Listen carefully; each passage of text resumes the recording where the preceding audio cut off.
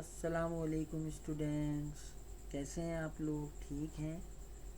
چلیں اپنی کلاس شروع کرتے ہیں۔ اور آج کی کلاس بہت ہی کامن سی ہے اور پتہ نہیں کتنی جگہوں پہ ہم نے اس کو اسٹڈی کیا ہوگا اور یاد بھی ہوتا ہے، کبھی کبھی یاد نہیں بھی ہوتا ہے۔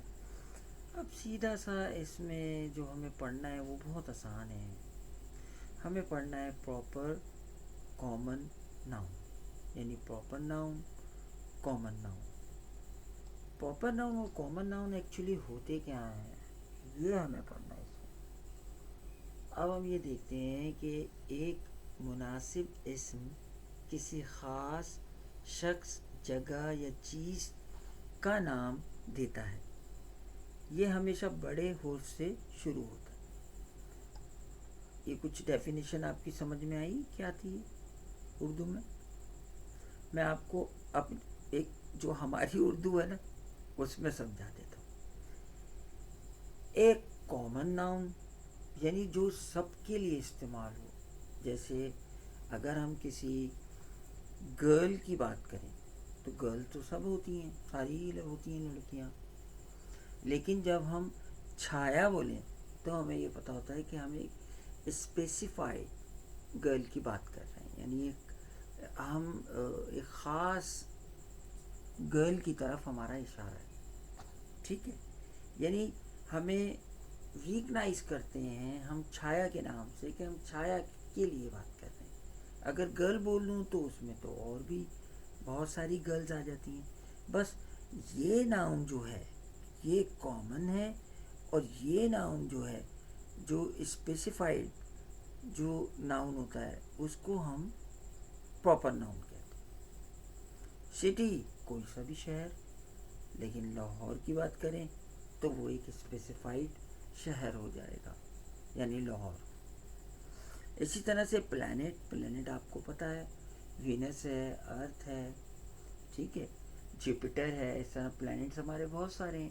اگر ہم پلانٹ بولیں تو ہمیں کلیئر نہیں ہوگا کہ ہم کس پلانٹ کی بات کر رہے ہیں، لیکن اگر ارتھ بولیں تو ہمیں پتہ چل جائے گا کہ ہم ارتھ کی بات کر رہے ہیں، یعنی ارتھ ہمارا پراپر ناؤن ہے، پلانٹ ہمارا کامن ناؤن ہے۔ ماؤنٹ کی بات کریں تو ماؤنٹ پہاڑ جس کو کہتے ہیں، پہاڑ تو بہت سارے ہوتے ہیں، لیکن ایوریسٹ کی اگر ہم بات کریں گے تو وہ ایک اسپیسیفائڈ ہے۔ کمپنی کی بات کریں، کتنی لاکھوں کمپنیز ہیں، لیکن جب ہم ایپل کی بات کرتے ہیں تو ہمیں فوراً آئی فون ہمارے ذہن میں آتا ہے۔ تو کمپنی میں اگر ہم صرف کمپنی بولیں گے یہ کامن، ایپل پراپر، ٹھیک ہے۔ اسی طرح سے منتھ کی بات کریں تو منتھ تو کوئی سا بھی 12 مہینوں میں سے کوئی سا بھی مہینہ ہو سکتا ہے، لیکن ہم بولیں میچ تو میچ جو ہے وہ کامن نہیں ہے، وہ پراپر ہے۔ کلیئر ہوا؟ ٹام مقبرہ، مقبرے بہت سارے ہیں۔ اور اسی طرح سے اگر ہم تاج محل کی بات کریں گے تو وہ ایک اسپیسیفائڈ ہو جائے گا، یعنی تاج محل پراپر ناؤن ہے اور ٹام کامن ناؤن ہے۔